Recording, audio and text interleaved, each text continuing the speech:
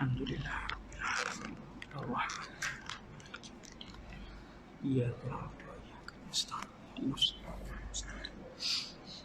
Siratal ladzina an'amta 'alaihim ghairil maghdubi 'alaihim waladdallin.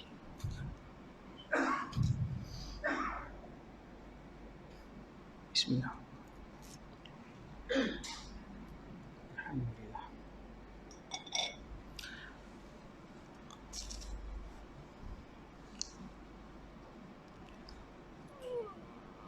Assalamualaikum warahmatullahi wabarakatuh.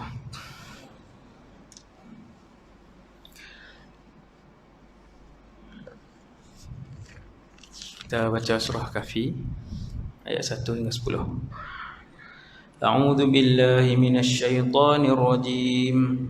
Bismillahirrahmanirrahim. Alhamdulillahilladzi anzala 'ala 'abdihil kitaba wa lam yaj'al lahu 'iwaja qayyiman liyunzira ba'san shadidan min ladunhu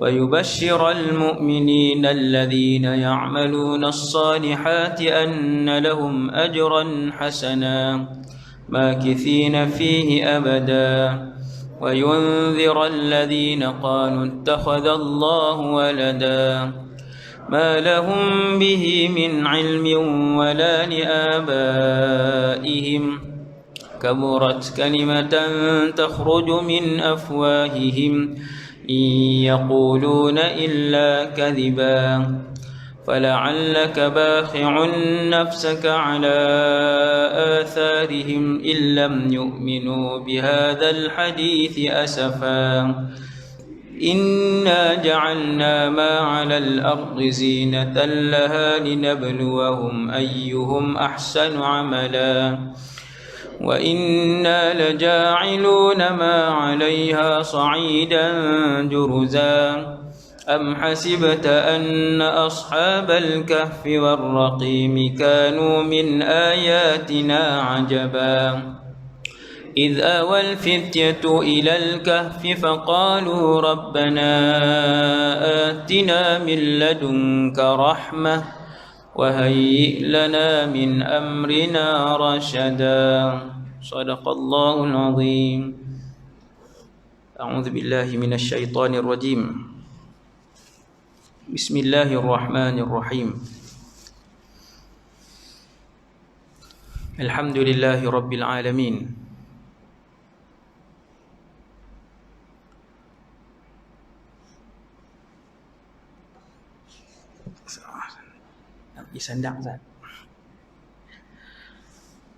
Wassalatu wassalamu ala asyrafil anbiya'i wal mursalin wa ala alihi wa ashabihi wa man tabi'ahum bi ihsanin ila yaumiddin. Rabbi syrah li sadri wa yassir li amri wa hlul 'uqdatan min lisani yafqahu qawli. Allahumma hdi qalbi wa saddid lisani bihaqqi sayyidina Muhammadin sallallahu alaihi wasallam. Pertama sekali, nawaitul i'tikaf fi hadzal masjid sunnatan lillahi ta'ala. Yang keduanya, radina billahi rabba, kami semua redha Allah Tuhan kami. Wa bil islami dina, kami semua redha Islam cara hidup kami. Wa bi Muhammadin nabiyyan wa rasula, dan kami semua redha bahawa Muhammad sallallahu alaihi wasallam seorang nabi dan rasul. Alhamdulillah, syukur pada Allah SWT. Dalam apa jua keadaan sekalipun, nikmat yang paling besar sekali adalah nikmat iman dan Islam. Nikmat jadi hamba Allah.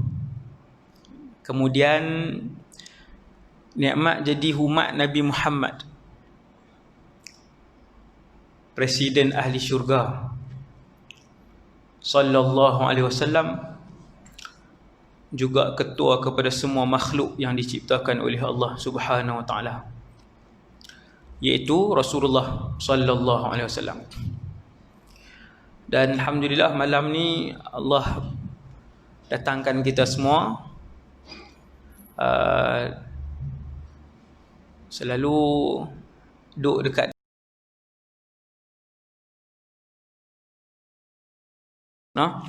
pengasas kepada mazhab yang dianuti di Malaysia ni. Kita ni dari segi fiqh mazhab Syafi'i.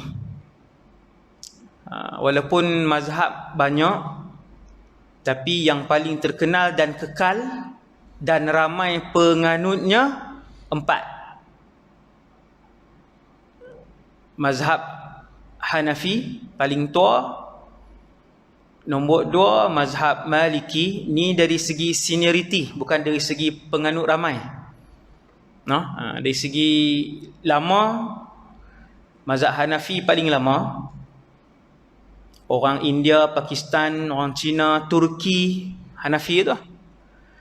Kemudian yang kedua mazhab Maliki. Hari ini mazhab Maliki banyak di Afrika Utara pun ramai, di Tunis, di Morocco, di Algeria. Itu semua tu Malikiyah, mazhab Maliki. Kemudian yang ketiga, mazhab fiqh yang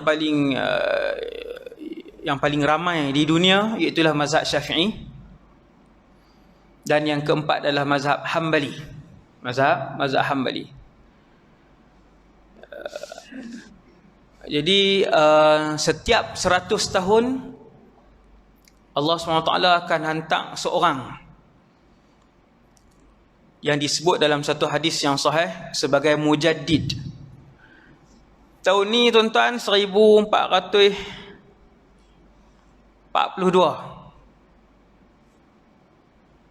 1400 tahun lebih dah umat Islam ni. Jadi Nabi wafat tahun 11 Hijrah. Tahun 11 Hijrah. Malam ni 1400 lebih dah. Tu nak bayang kita dengan Rasulullah punya jarak. Lepas Nabi wafat, siapa dia nak terang Islam kat kita? Cara ibadat. Allah SWT cipta manusia supaya beribadat.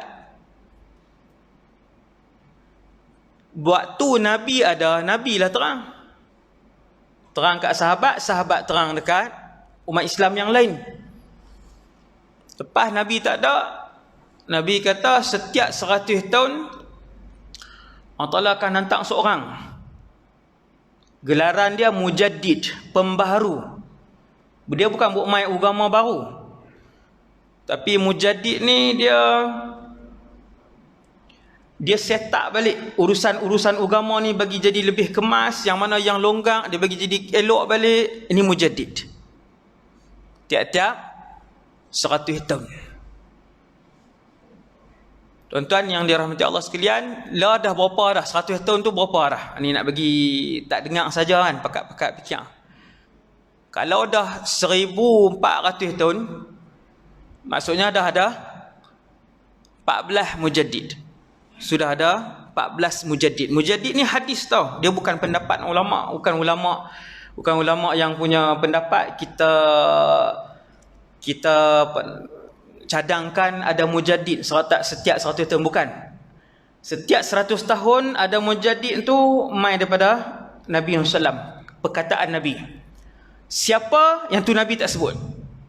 Sebab Nabi pun wafat 1400 tahun yang dulu, maka Nabi tak sebut siapa. Cumanya ulama-ulama yang hidup ni daripada dulu 1400 tahun yang lalu, mereka akan sebut.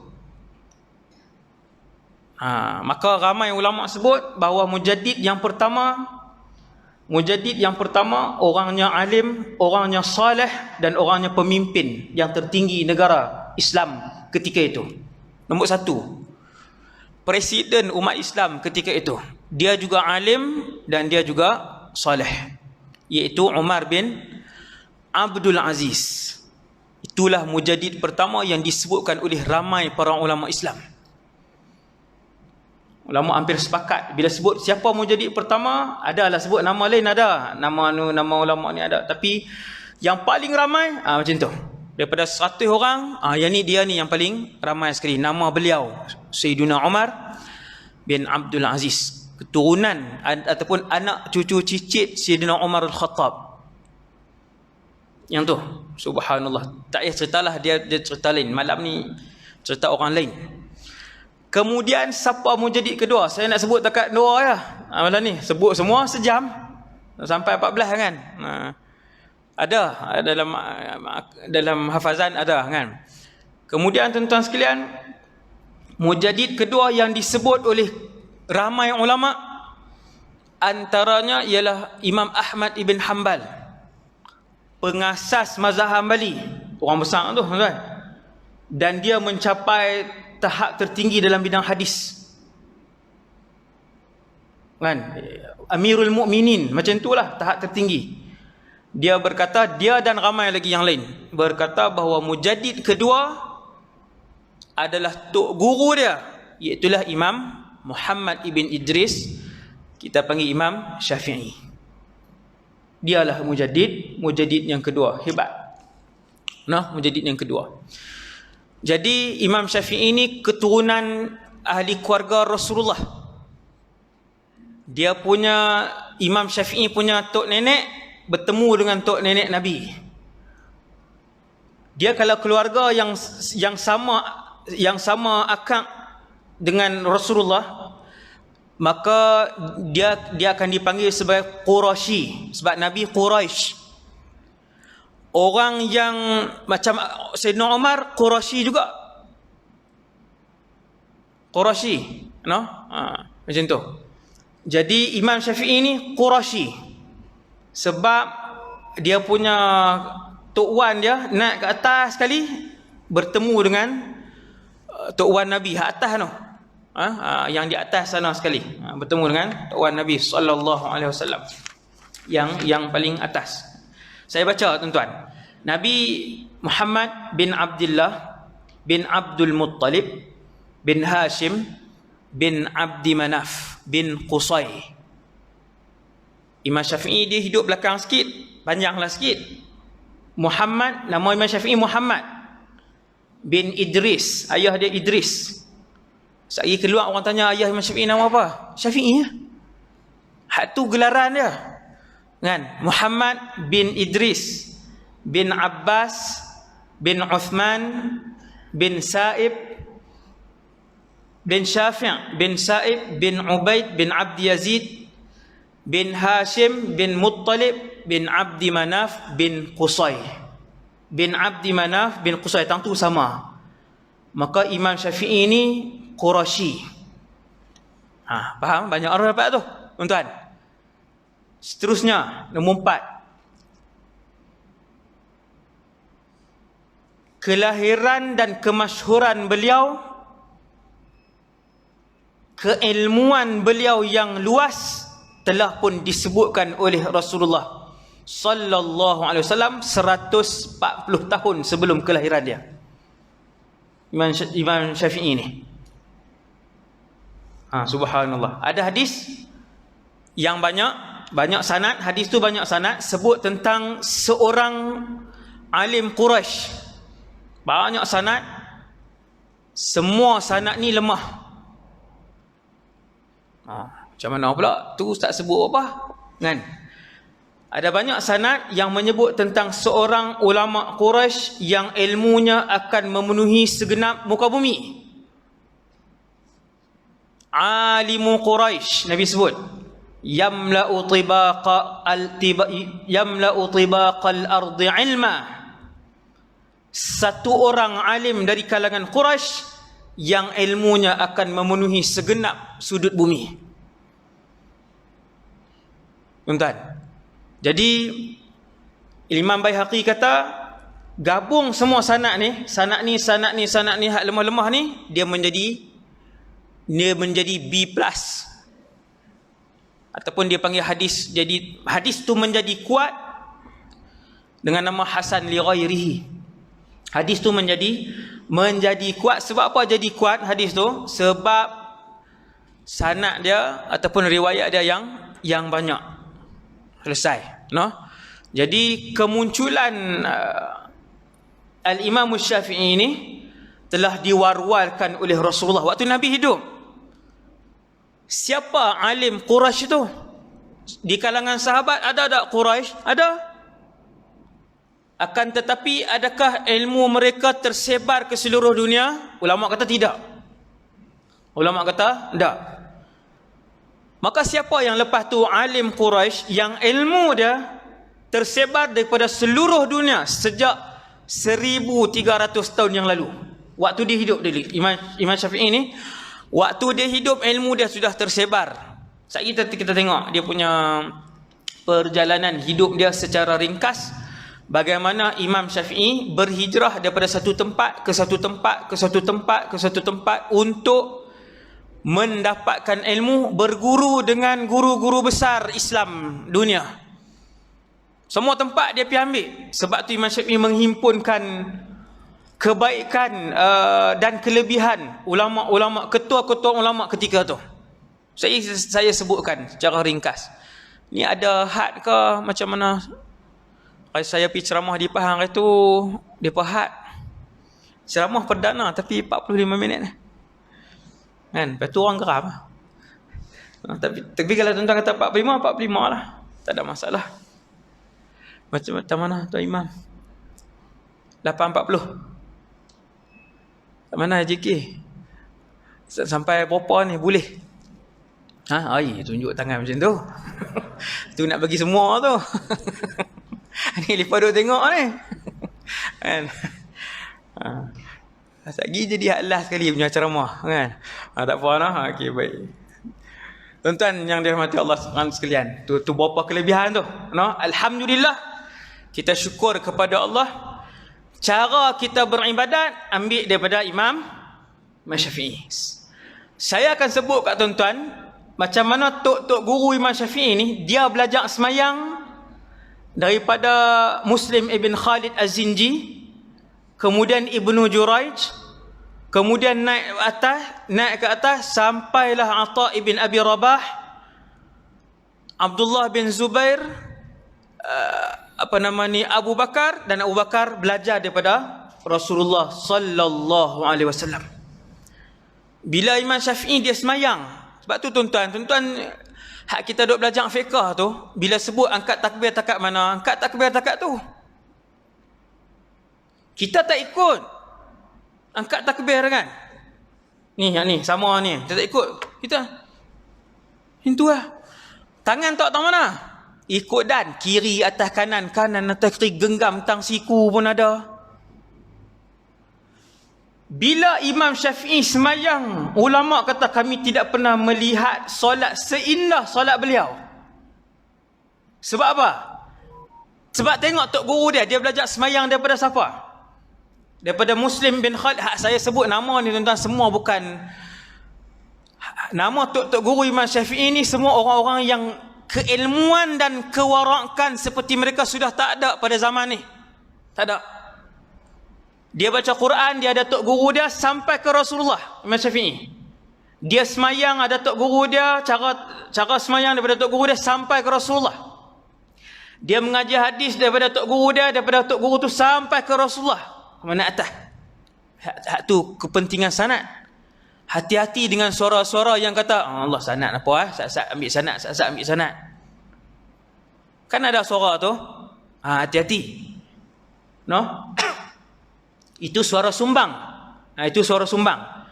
Para ulama daripada kurun 1 sampai kurun 14 dan 15, ulama ahlu sunnah wal jamaah adalah ulama yang menitik beratkan sanad.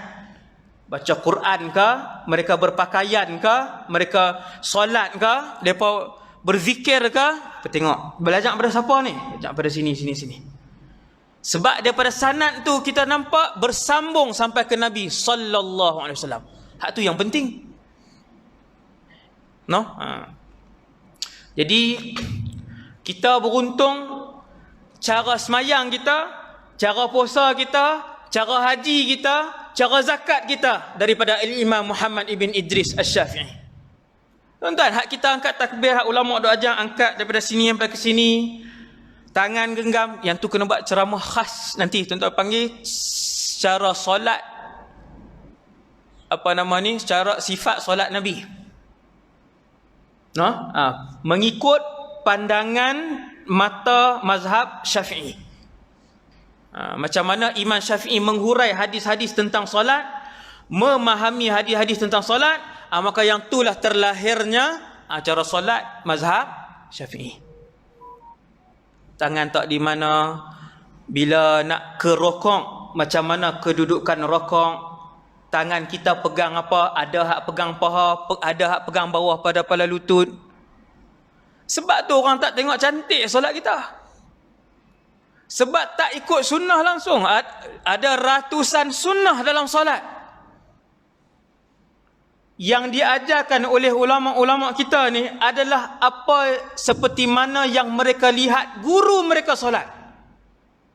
Guru itu melihat gurunya solat.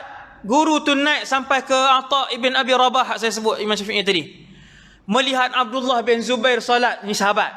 Abdullah bin Zubair melihat Abu Bakar solat, dan Abu Bakar puluhan tahun melihat Rasulullah sallallahu alaihi wasallam solat. Lepas tu tuan tengok ulama-ulama besar solat sama aja. Hampir sama. Kita tak ikut langsung. Jauh nak dapat keberkatan dan pahala sunnah. Ni bila saya cerita ni baru kita, rupanya besar mazhab ni. Baru faham ni mazhab ya. Ulama-ulama mazhab ni lah yang hurai hadis kat kita. Macam mana Nabi buat keluar zakat, macam mana Nabi semayang, macam mana Nabi buat umrah, macam mana Nabi mentadbir negara Islam.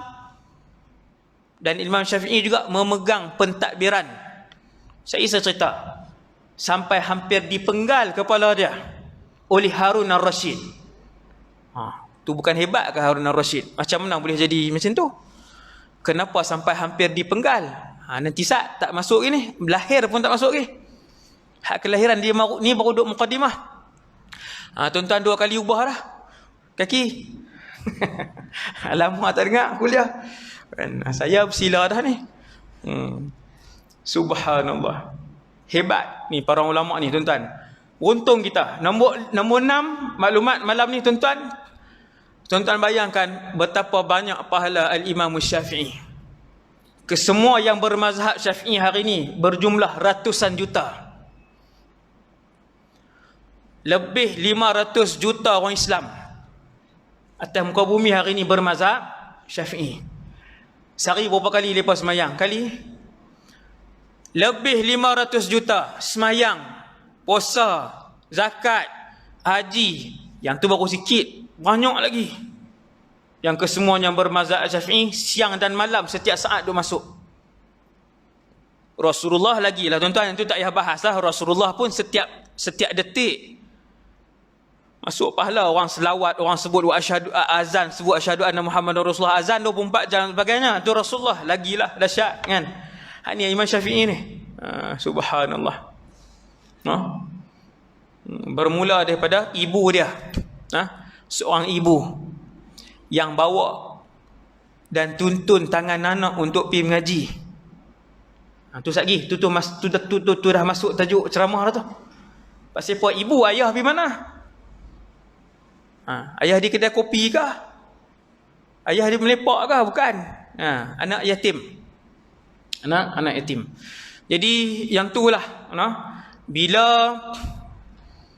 orang buat kebaikan berdasarkan apa yang kita ajak, walaupun kita tidur di rumah, kebaikan hak dia duduk tengah buat tu masuk juga ke dalam buku amalan kita. Hak pahala dia buat tu, tanpa mengurangkan pahala orang yang buat tu, duduk masuk kat kita. Mudahnya kita ajak orang baca Quran sampai dia boleh baca Quran. 100 orang anak murid dia, sepanjang hidup dia 100 orang boleh baca Quran dengan ilmu yang dia ajak. Ketika dia masih hidup, mereka ni duk baca Quran merata, duk masuk dalam pahala dia. Satu huruf budak tu sebut, satu huruf pemuda tu sebut, satu huruf wanita tu sebut dengan bacaan Quran, masuk kat tok guru Quran tu. Tuan-tuan bayang Imam Syafi'i banyak mana untuk dia. Daripada mula kecil sampai mati, insya-Allah dalam keadaan husnul khatimah. dipuji kesolehan dan kewarakan beliau. Tuan-tuan bayang macam ni lah. Tok guru beliau Imam Malik bin Anas. Tuan-tuan boleh tengok dalam YouTube, saya ada ceramah tentang Imam Malik cara ringkas. Adalah sikit lepas rakam sikit kan, pasal Imam Malik, tuan guru Imam Syafi'i. 7 tahun Imam Syafi'i mengadap dia. 7 tahun dengan Imam Malik saja, Kemudian Al-Imam Syafi'i juga melahirkan seorang anak murid, nama apa? Imam Ahmad ibn Hanbal. Tok guru pun mujtahid, anak murid pun mujtahid. Imam Ahmad bin Hanbal tu anak murid Imam Syafi'i, dan ramai lagi yang lain yang sekali kita sebut secara ringkas siapa lagi anak murid Al-Imam Syafi'i. Sebelum saya lupa, tok guru Imam Bukhari yang paling didahulukan oleh Imam Bukhari dalam kitab dia Sahih Muslim. Imam Bukhari sekarang Sahih Muslim 45,000 hadis dalam Sahih Muslim. Hadis nombor 1, qala Muhammad bin Ismail Al-Bukhari. Imam Bukhari kata dalam hadis nombor 1, qala Al-Humaidi, haddatsana Al-Humaidi, qala haddatsana Sufyan. Dalam hadis nombor 1 tu, hadis innamal a'malu binniyat. Hadis nombor 1, tok guru nombor 1 yang dia sebut adalah Humaidi. Kenapa Imam Bukhari sebut nama Humaidi? Sebab Al-Imamul Humaidi Quraisy. Dia Quraisy. Maksudnya Tok Wan Imam Humaidi ni pun bertemu dengan Tok Wan Nabi kat atas. Bila ada hadis Nabi sebut qaddimu Quraisyan, dahulukan Quraisy. Kalau ada ulama yang ramai, dahulukan Quraisy. Maka Imam Bukhari dia dahulukan tok guru dia nama Al-Humaidi, sebab Humaidi ni Quraisy. Untuk pengetahuan kita semua, Humaidi ni anak murid Imam Syafi'i. Subhanallah. Sebut tu cukup dah, tak payah sebut lagi hak ratus-ratus yang lain, tak payah sebut dah. Entah noh. Humaidi ni tuan guru Imam Bukhari ni, dia tu murid kepada Al-Imam Syafi'i. Mengaji fiqh dengan Imam Syafi'i. Mengaji fiqh dengan Imam Syafi'i. Ni fiqh yang tuan-tuan amalkan ni.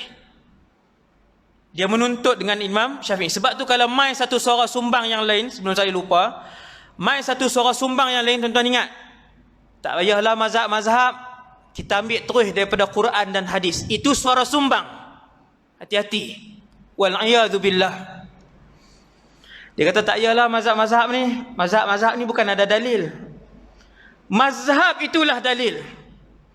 Ni kita mazhab Syafi'i, mazhab itulah dalil sebenarnya. Tuan-tuan, dan tengok siapa yang memikul mazhab ini. Mazhab Syafi'i ini, siapa yang memikul mazhab ini. Tuan-tuan tengok ulama dia. Ratusan ulama hadis, pakar-pakar hadis, pakar-pakar fiqh dan mujtahid-mujtahid yang memikul mazhab ini. Maka ulama-ulama ni lah yang terang kat kita macam mana nak faham ayat Quran ni, macam mana nak faham ayat, nak faham hadis ni. Maka kita ikut mazhab sebab untuk memahami Quran dan hadis. Imam Syafi'i ni orang Mekah. Mak dia orang Mekah, ayah dia orang Mekah. 9 saya berhenti. Ni abuan tuan-tuan nak urut apa? Fok kaki. 9 saya berhenti, insya-Allah. Tuan dengar ni apa nama ni, kita nak tengok manfaat yang kita dapat daripada kehidupan ulama ini. Macam mana dia hidup, macam mana dia mendapat ilmu, cara ringkaslah, cara ringkas.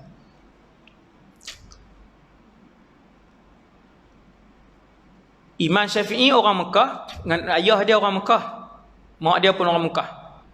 Ayah Imam Syafi'i nama, cuba sebut enggak tuan? Nama Idris, Muhammad ibn Idris. Ayah Imam Syafi'i nama Idris, mak beliau nama Fatimah bintu Abdullah. Lepas berkahwin, Fatimah berkahwin dengan Idris, mereka berpindah ke Palestin. Sebut macam itulah, saya sebut nama tempat Asqalan. Asqalan tak mana pula, Perancis ke? Sebut Palestin. Mekah nak pergi Palestin 2000 kilometer. Jauh tuan-tuan, nak lalu kena Mekah, nak pergi Palestin, lalu Madinah. Ni saya ulang kaji lah, dulu saya pernah sebut dah di sini. Mekah nak pergi Palestin kena lalu Madinah, Jordan, Syria, Palestin.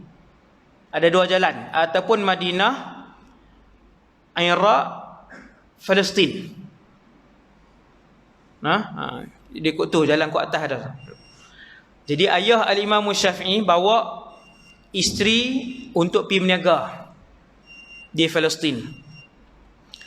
Kemudian sudah mengandungkan Al-Imam Syafi'i, Fatimah sudah mengandungkan Imam Syafi'i. Setelah duduk 2 tahun di sana, meninggal. Imam Syafi'i dah lahir di Gaza. Imam Syafi'i Gaza orang tahu lah, alhamdulillah, sebut nama Gaza orang tahu. Gaza ni dalam Asqalan. Gaza ni dia kecil sikit, dia duduk dalam Asqalan. Sebab tu ada orang sebut Imam Syafi'i lahir di Asqalan, ada orang sebut Imam Syafi'i lahir di Gaza. Samalah. Lahir dan hidup 2 tahun dengan ayah, jadi anak yatim. Tuan-tuan tengok dia selalunya alim besar ni, kehidupan dia susah. Yang tu disebutkan oleh para ulama. Kalaulah bukan kerana orang miskin, maka tidak lahirlah para ulama di atas muka bumi Allah ni. Selalunya kondisi kaya tidak melahirkan ulama Islam. Selalunya. Bukan semua, selalunya. Kondisi yang susah inilah, situasi dan kehidupan yang susah inilah yang melahirkan ulama-ulama besar. Imam Syafi'i lahir, lepas 2 tahun ayah meninggal. Mak tu bawa. Waktu tu tempat ulama Islam Mekah, Madinah, Kufah, Basrah.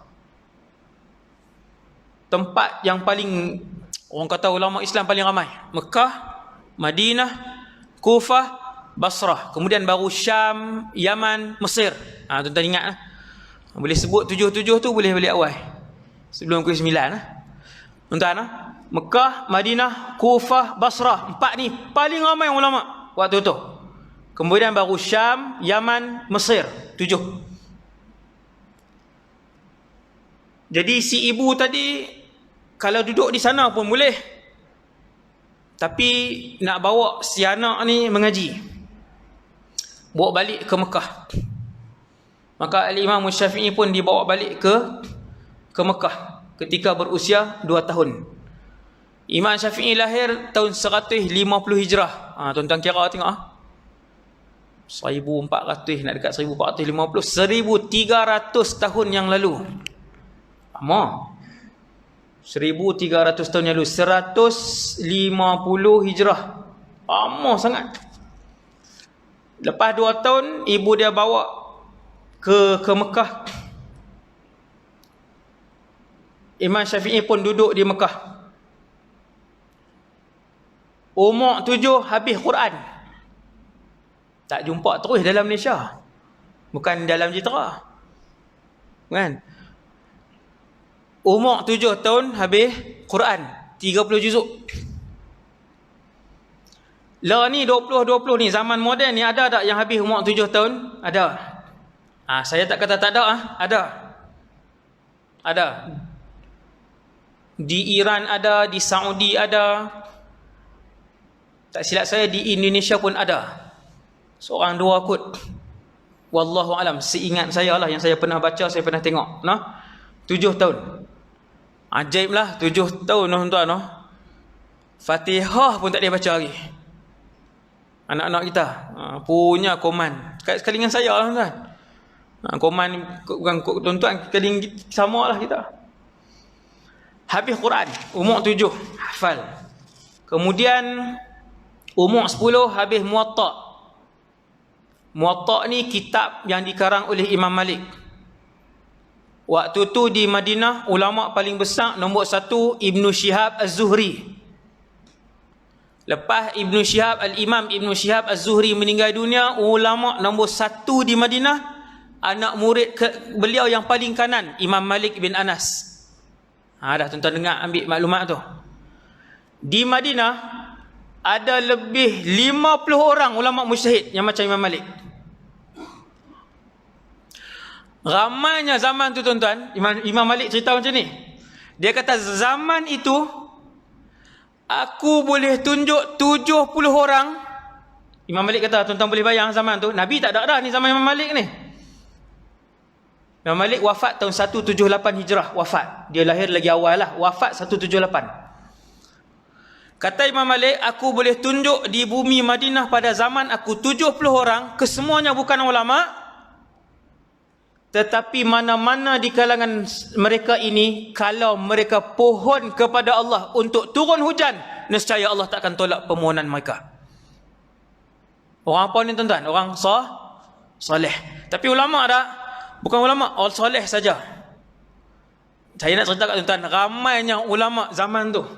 Tu baru Madinah, belum lagi nombor satu punya ulama di Madinah nama Imam Malik. Imam Malik karang satu kitab nama Al-Muwatta. Imam Malik karang satu kitab nama Muwatta. Semua dunia Islam mai mengaji dan ambil Muwatta. Saya nak sebut kat tuan-tuan, Imam Syafi'i hafal sebelum pergi jumpa Imam Malik, umur 10. Punya awal. Dan waktu nak mengaji di Mekah, umur 5-6 tahun nak mengaji di Mekah, di pondok-pondok di Mekah, ada banyak tok-tok guru buka pondok di Mekah waktu tu. Imam Sufyan, Ibn Uyainah, Muslim bin Khalid Az-Zinji, Imam Al-Humaidi, apa semua ni, tu anak murid Imam Syafi'i. Di tok-tok guru lain banyak buka. Kata Imam Syafi'i, ibu aku tidak mempunyai duit untuk bayar yuran. Saya baca kan, oh ada yuran juga. Ada yuran. Dan Imam Syafi'i, ibu dia tak mampu bayar. Tetapi disebabkan kecerdikan dan kerajinan Syafi'i, Muhammad ibn Idris, dia terima untuk masuk dan belajar secara percuma. Sebab bijak terlampau. Bijak terlampau. Maka diterima untuk masuk. Dah terima untuk masuk, yuran tak payah bayar. Nak kena beli qalam tempat tulis, walaupun dia bukan macam pen kita ni, zaman dululah, pen zaman dululah, qalam juga nama. Kata Imam Syafi'i, ibu aku dah tak mampu bayar yuran, nak beli tempat nak tulis dengan pen pun tak boleh, maka aku pun menulis di atas tulang-tulang yang aku bersih dan aku kutip. Susah tak? Susah. Tapi yang alim. Umur 10 hafal Muwatta, mengaji dengan ulama tu ramailah. Saya tak sebutlah nama tuan-tuan guru Imam Syafi'i kan, tok-tok guru beliau. Ismail ibn Qastantin, itu Quran. Banyak yang lain lagi. Dan tok guru beliau dalam fiqh yang utama antaranya ialah Imam Muslim ibn Khalid Az-Zinji. Kalau sebut Az-Zinji tu tuan-tuan ingat ni tok guru utama Al-Imam Syafi'i. Sampai umur 15, tuan-tuan tengok, umur 15, tingkatan 3. Maka Imam Muslim bin Khalid kata, wa Syafi'i, berfatwalah, sesungguhnya telah sampai masa untuk kamu memberikan dan mengeluarkan fatwa. 15. Awal tuan-tuan, awal. Maka berfatwalah Imam Syafi'i waktu tu.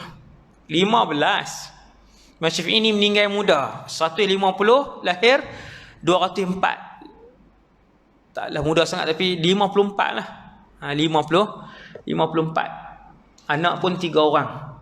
Sana anak 3 orang. Umur 15, Imam Syafi'i dah mula mengajar dan bagi fatwa. Tradisi para ulama yang sahih daripada kurun 1 sampai hari ini, kurun ke-15, seseorang itu hanya layak untuk mengajak, mengeluarkan fatwa, membimbing orang lain, orang ramai, mestilah syarat dia setelah diizinkan oleh tuan guru dia.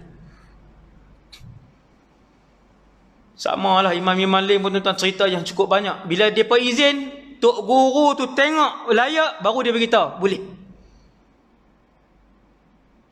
Anak murid kanan Imam Abu Hanifah umur 40 mengajak sebelum diizinkan. Tapi dah alim. Cumanya Imam Abu Hanifah tengok ada perlu lagi. Bila Imam Abu Hanifah tengok, dia buka kitab dan mengajak, Imam Abu Hanifah kata, pi tanya 3 soalan. Kita tanya 3 soalan kepada Abu Yusuf. Imam Abu Hanifah ada anak murid, Abu Yusuf, Muhammad ibn Hasan Asy-Syaibani dengan Zufar. 3 orang ni. Muhammad bin Hasan Syaibani guru Imam Syafi'i. Tuan-tuan nampak tak dia bersambung? Dia bersambung-sambung. Imam Syafi'i mengaji lama dengan Muhammad bin Hasan Asy-Syaibani. Kita tak payah, tak payah satu. Jadi panjang. No? Jadi bila Imam Abu Hanifah kata ke anak murid dia yang lain, esok pi masuk dalam kuliah dia, pi tanya 3 soalan. Soalan-soalan tu tuan-tuan semua tak boleh dijawab oleh Al-Imam Abu Yusuf. Abu Yusuf tanya, mai mana soalan ni? Kan? Yang ni mesti bukan pada hang kita tuan-tuan, orang mai tanya. Kan?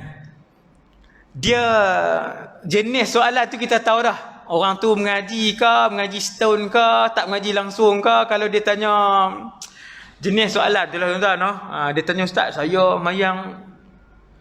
tinggal kunut, tertinggal, sah ke tak? Tuan-tuan, dengan dia tanya, bila dia tanya tu, tok guru tahu dah kawan ni.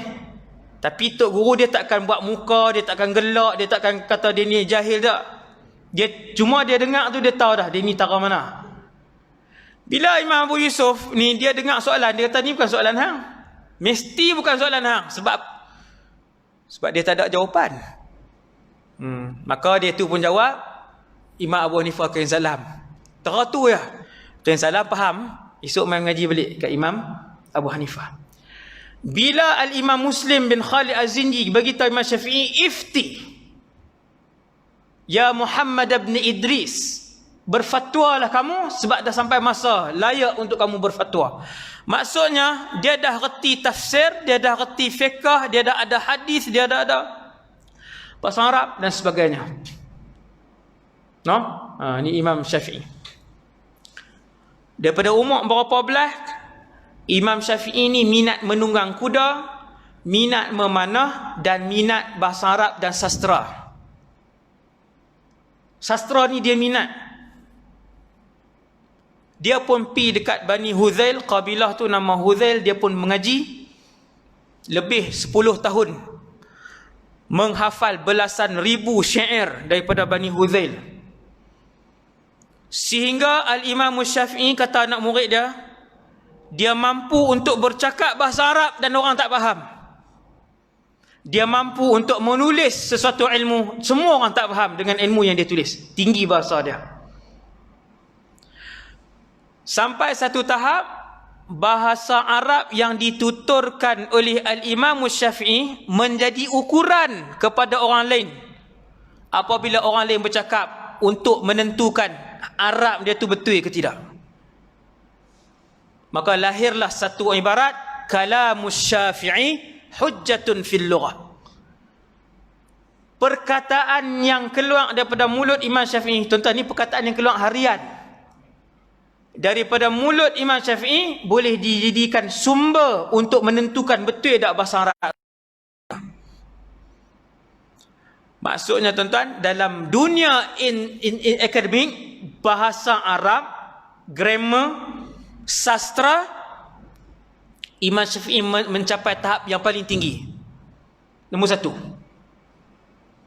Dengan sebab tu bila dia hurai Quran dan dia hurai hadis, ulama-ulama lain akan tanya beberapa perkataan yang tidak diketahui oleh mereka, termasuk yang tanya perkataan yang dalam-dalam ni adalah Imam Malik bin Anas.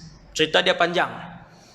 Bila satu hari Imam Malik baca satu hadis, Imam Malik tak berapa pasti dari segi bahasa, maka dirujuk kepada Imam Muhammad ibn Idris Asy-Syafi'i. Tu bahasa dia tuan-tuan. Subhanallah, bahasa Imam Syafi'i. Dia menunggang kuda, memanah. Kalau Imam Syafi'i panah, hak tengah tuan-tuan, yang markah 10 tu, 10 kali dia panah, 10 kali dia akan dapat markah 10 tersebut. Tepat. Sebab orang bijak dan ni lah. Tuan, kemudian selepas dia mengaji dekat tok-tok guru di Mekah, Imam Syafi'i ni, tuan guru di Mekah, tuan-tuan, nombor 1 apa nama ni, Imam Sufyan ibn Uyainah. Imam Sufyan ibn Uyainah. Sufyan ibn Uyainah ni, Imam Syafi'i duduk dengan dia sehingga Imam Syafi'i sebut, ini ulama hadis lah. Ni nak bagi tahu kata Imam Syafi'i ni dia menjadi pakar hadis selepas itu. Bukan sahaja fiqh, Imam Syafi'i juga menjadi pakar hadis, cumanya dia tak sampai tahap Amirul Mukminin, dia tak sampai tahap nuqad. Nuqad ni macam Imam Ahmad, Yahya bin Ma'in, Abu Hatim Ar-Razi, ni saya sebut kat tuan-tuan lah. Tuan-tuan lah. Yang tu yang tahap pertama, kelas pertama. Dari sudut hadis, Imam Syafi'i tak sampai yang kelas pertama tu. Cuma dia juga pakar hadis. Sebab tok-tok guru dia, nombor 1 ulama hadis, nombor 1 daripada ratusan ulama hadis yang ada di Mekah, nombor 1 zaman itu Sufyan bin Uyainah. Itulah guru Imam Syafi'i. Dia berguru, tuan-tuan tengok, dia berguru dengan Ibn Uyainah sehingga kata Imam Syafi'i, tidak ada hadis yang disebut oleh Ibn Uyainah yang aku tak pernah dengar. Tuan-tuan faham tak? Tak ada hadis yang disebut oleh Imam Ibn Uyainah, kata Imam Syafi'i, yang aku tak pernah dengar. Maksudnya habis. Selama berapa tahun tu dia mengaji tu habis. Kemudian Imam Syafi'i pergi mana? Kemudian tahun 173 Al-Imam Syafi'i berhijrah ke Madinah. 7 tahun mengaji. Dengan siapa? Imam nombor 1 di Madinah Al-Munawwarah, iaitu Imam Malik. Imam Malik waktu Imam Syafi'i sampai tu, dia ingat Imam Syafi'i ni macam ulama lain lah yang biasa ni kan. Jadi Imam Malik kata, "Bok mai, siapa-siapa guru lain baca hadis kepada kamu." Imam Malik ajak Muwatta, dia tak baca. Ada ulama lain yang pakar akan baca. Macam tu tuan-tuan. Kepada anak-anak murid yang lain. Bila Imam Syafi'i mai, Imam Malik kata, "Cari mana-mana alim untuk baca kepada kamu." Imam Syafi'i kata, "Aku sendiri yang baca." Dia kata, "Aku sendiri yang akan baca. Tolonglah tuan dengar bacaan saya." Maka Imam Syafi'i pun baca. Bila dengar bacaan Imam Syafi'i 2-3 hadis, maka Imam Malik pun kata, "Teruskan." Dan dia pun baca. Esok dia main baca sendiri, lusa dia main baca sendiri. Habis dalam masa yang singkat. Ulama besar kan, ulama mujtahid, belajar daripada mujtahid. Kemudian habis habis di Madinah, Imam Syafi'i umur 29. Kemudian ke Yaman. Ini cerita ni saya ringkaskan 10 minit. Al-Imam Syafi'i ngaji lah ni, banyak lah. Dia dah sedut hadis dan fiqh daripada ulama-ulama Mekah. Kemudian beliau sedut hadis dan fiqh daripada ulama-ulama Madinah. Habis tuan-tuan, lebih separuh hadis Nabi pernah didengari oleh Al-Imam Syafi'i. Beliau pun bekerja ke Yaman. Ni Madinah, Yaman duduk di bawah tu. Mekah di atas, Jordan di atas, Syria di atas, Palestin lagi atas. Imam Syafi'i mendapat jawatan kosong di Yaman. Waktu tu sebagai Presiden umat Islam ketika itu di Baghdad. Tuan-tuan, ni nak bagi tuan-tuan nampak. Presiden umat Islam waktu tu di Baghdad. Dia panggil Amirul Mukminin. Siapa? Harun Ar-Rasyid. Semudah faham lah. Waktu tu tuan-tuan, orang Islam telah pun menguasai 1/3 dunia. Tentera yang paling kuat ketika itu adalah tentera Islam. Negara yang paling kaya di dunia ketika itu adalah negara Islam. Pusat pemerintahan Islam di Baghdad. Imam Syafi'i pergi Yaman. Yaman ni siapa? Yaman ni gubernur. Gubernur maksudnya zaman hari ni, nak bagi mudah faham lah. Bagi mudah faham je, bukannya yang tepat kata tu. Menteri besar. Dia panggil wali al-Yaman, menteri besar Yaman waktu tu. Dilantik oleh siapa? Dilantik oleh Harun al-Rashid lah. Dia ada wali Mesir, wali Yaman, wali macam tu lah, menteri besar ni. Jadi ada jawatan pegawai khas kepada Gubernur Yaman, dan Al-Imam Syafi'i ambil jawatan tersebut yang berkaitan dengan kemasyarakatan dan perundangan. Sebab dia orang alim. Kalau ada berlaku persengitaan, ada berlaku perang kabilah dengan kabilah, kalau ada orang nak ambil tanah, nak beli tanah, kalau ada berebut kawasan tempat apa semua, Imam Syafi'i yang akan selesaikan. Dia pun pergi ke Yaman. Ini marhalah hidup beliau. Dah mengaji apa semua, pergi Yaman. Kemudian berkahwin dengan Hamdah, seorang wanita berketurunan Uthman ibn Affan, cucu cicit Sayyidina Uthman. Dia adalah Hamdah binti apa? Bin Uthman ibn Affan. Yang tu isteri kepada Imam Asy-Syafi'i. Tuan-tuan. Kemudian bekerja. Bila dah jadi pegawai khas kepada gubernur apa semua, kerja apa semua, Imam Syafi'i seorang yang jujur. Selalunya di tempat Al-Imam Syafi'i itu, orang akan mai dan bayar rasuah untuk menang dengan musuh mereka. Bukan musuh, maksudnya dengan orang yang mereka bergaduh itulah. Tetapi bila Imam Syafi'i duduk situ tak ambil rasuah, jadi pelik. Dia kena ambil rasuah baru boleh duduk dalam tu. Kena ambil rasuah baru boleh naik jawatan. Tempat tu selalunya. Tiba-tiba mai satu orang hamba Allah ni, dah ulama, budak muda, cerdik apa semua, tak ambil rasuah. Dia orang yang warak dan bertakwa, beriman, Imam Syafi'i ni. Warak. Allahu Akbar. Warak dia tuan-tuan, pada waktu malam Imam Syafi'i bahagikan kepada 3. Ni anak-anak murid beliau cerita. 1/3 adalah untuk beribadah, 1/3 adalah untuk menulis ilmu, dan 1/3 lagi adalah untuk tidur. 3 jam lagi tu. Warak. Kata Rabi' ibn Sulaiman, anak murid kanan Imam Syafi'i ketika di Mesir. Dia ada anak murid di Mekah, Imam Syafi'i ada anak murid di Madinah, Imam Syafi'i ada anak murid di Kufah, Imam Syafi'i ada anak murid di Basrah, dan Imam Syafi'i ada anak murid di Mesir. Rabi' ibn Sulaiman, Imam Rabi'. Kata Imam Rabi', sepanjang hidup Al-Imam Syafi'i, setiap bulan beliau akan mengkhatamkan 30 kali Al-Quran. Setiap bulan. Bukan Ramadan. Hak saya duk sebut kat tuan-tuan dulu-dulu ni Ramadan. Bila masuk bulan Ramadan, Al-Imam Muhammad ibn Idris Asy-Syafi'i, sayakhtimu khatmatain fi Ramadan, 2 kali sehari. Kalau hak biasa ni, hari-hari ni, hari macam ni, esok, tu sehari sekali. Tuan-tuan, sehari sekali tak ada terus zaman ni. Hang ulama sunnah ke, ulama wal jamaah ke, hang ulama tarikat ke, hang mufti apa ke, tak ada terus. Hang mufti daripada Honolulu ke, mufti sampai saya sebutlah, subhanallah. Yang ni warak dan ibadat ulama dulu tuan-tuan. Sebab tu beruntung kita melakukan ibadat berpandukan cara faham ulama-ulama ni. Sebab tu jangan terpengaruh dengan mai ayat-ayat songsang ni. Tak perlulah kot mazhab-mazhab ni. Tuan-tuan, mai. Dia ada tuan-tuan. Ni saya sebut pun ni akan marah hak puak ni. Hak puak tak mau mazhab ni. Dia akan marah, kan? Ayuh kembali kepada Quran dan hadis. Ayat tu bagus tak?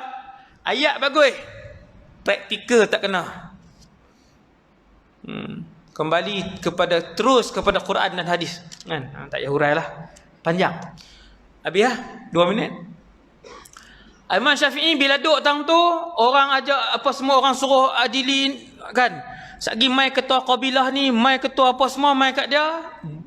Imam Syafi'i menjatuhkan hukuman berdasarkan Al-Quran dan hadis, tanpa menerima rasuah.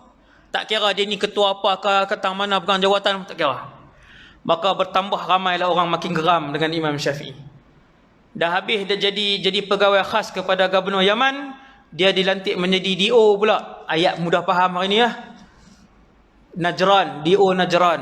Lagi besar lah pegang. Lagi orang lagi tak suka. Sampailah kepada satu tahap, ini cerita tak sah ni. Al-Imam, yang orang yang tak suka apa semua ni, ramai yang tak suka ni, mereka pun buat satu komplot jahat, menuduh Al-Imam Syafi'i salah seorang pemimpin Syiah yang nak menjatuhkan kerajaan Abbasiyah yang dipimpin oleh Harun al-Rashid. Dia nak penjatuh Imam Syafi'i. Imam Syafi'i ni dah orang sayang dah, gubernur sayang, buat kerja baik, tak jenis tak makan kok bawah, tak ambil rasuah, jenis tak bodek toke, tak bodek tuan. Syafi'i orang benci, orang buat komplot. Zaman tu tuan-tuan, Syiah sedang memberontak. Dan pemberontakan Syiah pada zaman itu untuk menjatuhkan kerajaan Abbasiyah. Abbasiyah ni kerajaan Ahlul Bait. Abbasiyah mai daripada perkataan Abbas, pak menakan Nabi. Tuan-tuan nampak tak? Mula-mula Nabi perintah, kemudian Khulafa' Ar-Rasyidin. Habis 4 orang Khulafa' Ar-Rasyidin, Sayyidina Muawiyah bin Abi Sufyan, sahabat Nabi. Dia perintah, dia pindahkan Putrajaya pula dah. Dia pindahkan pusat pemerintahan daripada Madinah pergi ke Syria. Selama lebih kurang 100 tahun. Yang tu orang panggil kerajaan Umayyah. Kemudian kerajaan Umayyah jatuh. Naik kerajaan Abbasiyah di Baghdad 600 tahun. Tu cara nak faham tu. Imam Syafi'i hidup pada zaman kerajaan Abbasiyah. Depa nak penjatuh dia sebab geram orang baik duduk tang tu. Sepatutnya yang duduk tang tu orang yang makan rasuah. Sebab semua orang tahu dah hak duduk tang ni memang akan terima rasuah. Senang aja. Kemudian depa pun penjatuh dia, buat surat. Imam Muhammad bin Idris ni salah seorang daripada pemimpin Syiah Alawiyah. Hantar pi ke pusat pemerintahan Islam di Baghdad. Maka Baghdad pun hantar mai polis, tentera. Tuan, hebat kerajaan zaman tu, dahsyatlah. Tangkaplah tanpa diselidik dahulu Imam Syafi'i bersama dengan puluhan pemimpin Syiah yang lain. Hak lain memang betul pemimpin Syiah. Maka dituduh Al-Imam Syafi'i sebagai Syiah. Hari ni ada Ahlul Bait dituduh Syiah? Ada. Habaib yang memang Ahlul Bait, habaib yang sanad mereka bersambung dengan Rasulullah. Sambung sampai Sayyidina Hasan, bersambung dengan sampai Sayyidina Husain. Hati-hati. Zaman hari ni ada suara-suara sumbang yang menuduh habaib-habaib ni Syiah. Tuan-tuan akan dengar satu hari nanti. Saya sebut siap-siap. Saya sebut siap-siap. Tak apa. Habis dah, lebih masalah ni. Nak habis dah. Banyak lagi sebenarnya kan. Lagi 3 jam pasal Imam Syafi'i. Saya ringkaskan. Dituduh Syiah, tangan dan kaki diikat. Tuan-tuan tahu, daripada Yaman nak pergi ke Baghdad 1987 km, lebih kurang. Lebih kurang, saya sebut 2000 lah, senang. Bunda saya dia berkata muhung pula. Yaman nak pergi ke Baghdad lebih kurang 2000 km. Tuan-tuan boleh bayang. Bukan Lion Air no? Bukan Air Asia tau. Dapat transnasional pun tak apa dah. Kaki dan tangan dibelenggu hak puluhan orang ni, termasuk satu imam yang hebat, Ahlul Bait yang dipuji oleh Rasulullah sebagai alim Quraisy. 2000 km sehingga melecet kaki dan tangan Al-Imam Muhammad ibn Idris Asy-Syafi'i. Yang sedih sikit ialah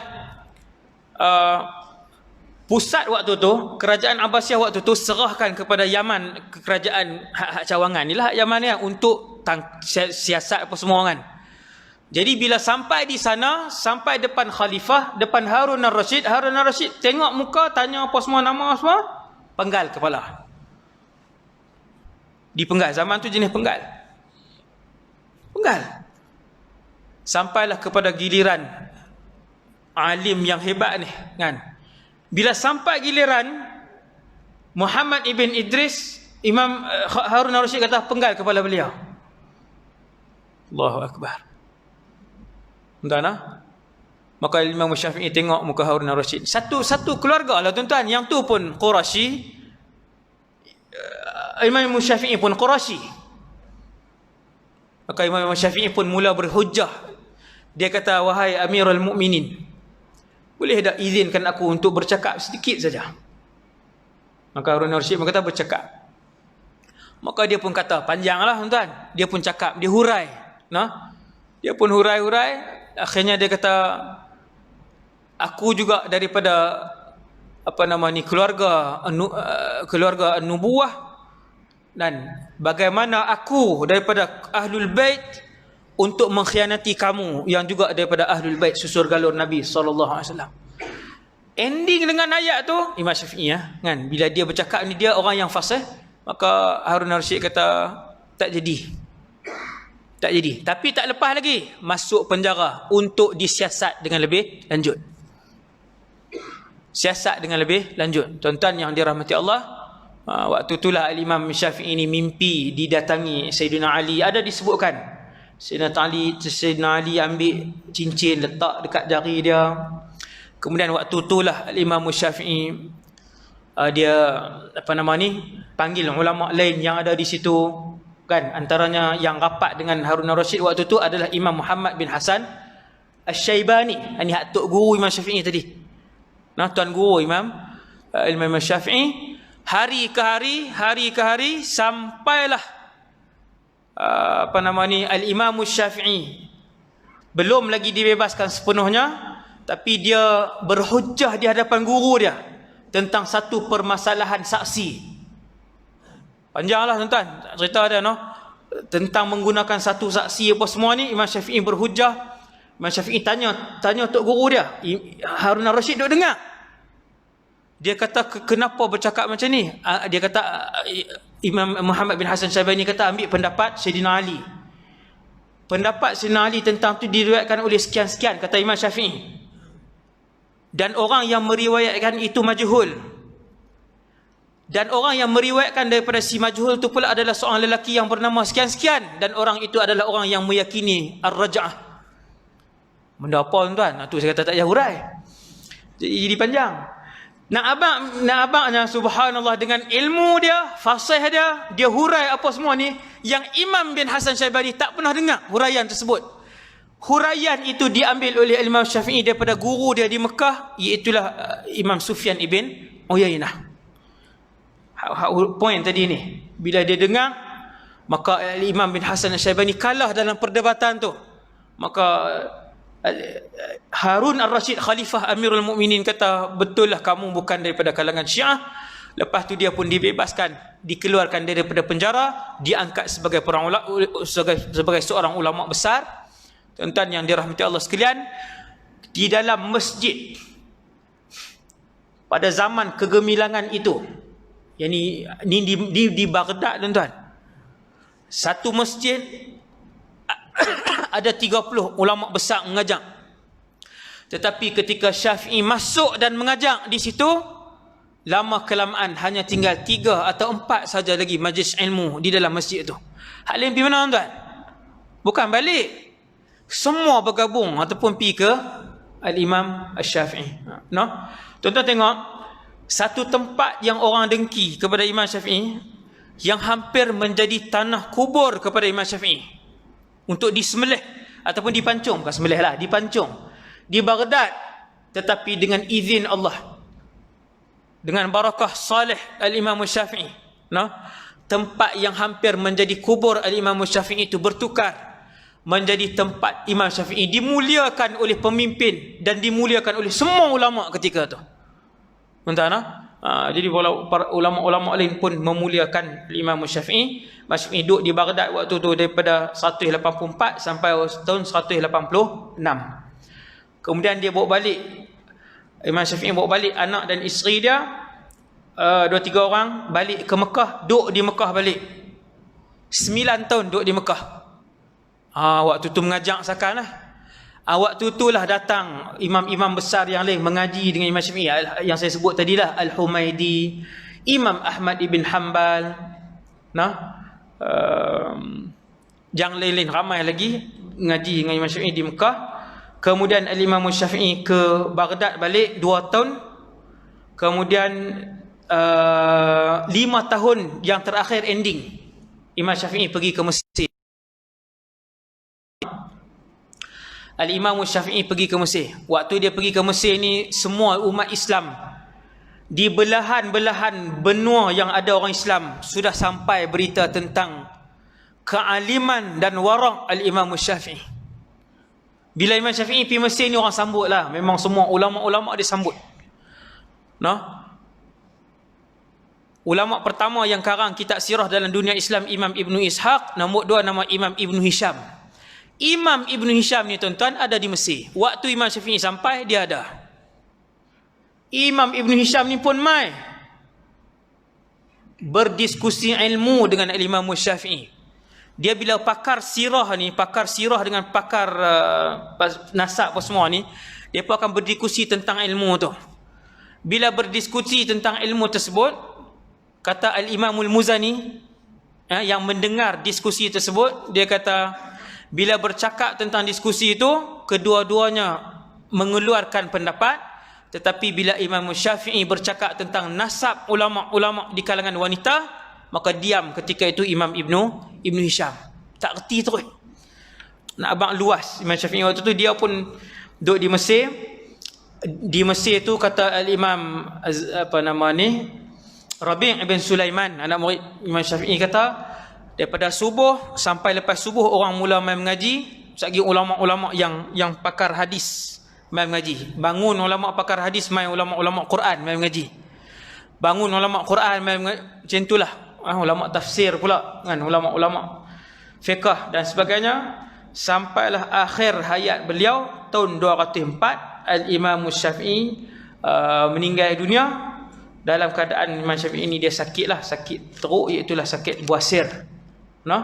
Pun begitu kata Rabi' ibn Sulaiman, beliau mengarang beribu helai kertas. Ribu helai. Dalam keadaan beliau sakit. Sakit Al-Imam Syafi'i sampai tahap kalau dia duduk di atas kuda, darah yang turun daripada buasir dia tu memenuhi sepatu beliau. Boleh bunyi cap-cap darah. Dan kalau Al-Imam Syafi'i duduk mengajar, ulama main mengaji ni, ulama ni bangkit, grup ulama ni bangun, ulama ni main. Tempat duduk Al-Imam Syafi'i kalau bangun akan dipenuhi dengan darah. Walaupun sakit macam tu, dia masih mengajar orang lain sampai akhir hayat, dan juga masih lagi mengarang kitab dan masih lagi beribadah kepada Allah Subhanahu wa taala dengan khatam sehari sekali Quran. Alhamdulillahirabbil alamin. Sekadar tu dulu insya-Allah untuk malam ni. Saya mohon maaf lebih masa. Semoga kita mendapat iktibar daripada kisah kehidupan Imam Syafi'i yang dibesarkan oleh ibu beliau, Fatimah tadi, mak tadi yang bawa untuk dorong kepada ilmu sampai jadi seorang ulama besar. Semoga kita dapat mengambil iktibar daripada keadaan tersebut. Qulu qali hadza astaghfirullahal azim li wa lakum. Assalamualaikum warahmatullahi wabarakatuh. Bismillahirrahmanirrahim. Alhamdulillahirabbil alamin. Salatu wassalamu ala asyrafil anbiya wal mursalin wa ala alihi washabbihi ajmain. Allahumma 'allimna ma yanfa'una. Ya Allah, ajarkanlah ilmu yang bermanfaat kepada kami. Manfa'na bima 'allamtana, ya Allah, manfaatkanlah ilmu yang kau curahkan pada kami. Wazidna ilman wa amalan wa ikhlasan fi hayatina. Kurniakanlah kepada kami, ya Allah, ilmu, keberkatan, keikhlasan dalam kehidupan kami. Wassallallahu ala sayyidina Muhammad wa ala alihi wasallam. Alhamdulillahirabbil alamin.